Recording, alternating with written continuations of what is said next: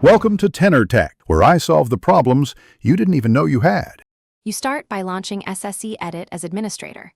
This avoids file write issues and locked resources.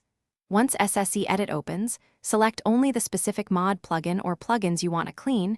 Do not load your entire load order. Make sure the tool finishes building the object tree. This gives you a visible representation of records. Once done, right-click the chosen plugin to reveal the cleaning options. You are now positioned to run the Quick Auto Clean.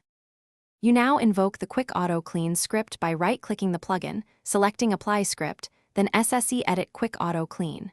Read the default prompts carefully. These options handle backing up and what types of records to remove, and you should leave them if unsure. Click OK to run it, and then monitor the messages pane for progress. This shows what was removed and why.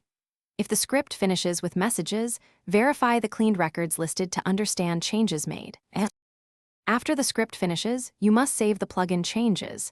Accept the save dialog so Sseedit writes the cleaned ESB.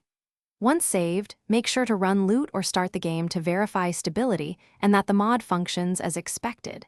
If you encounter missing assets or crashes, restore the backup copy Sseedit made, then rerun the script with adjusted options.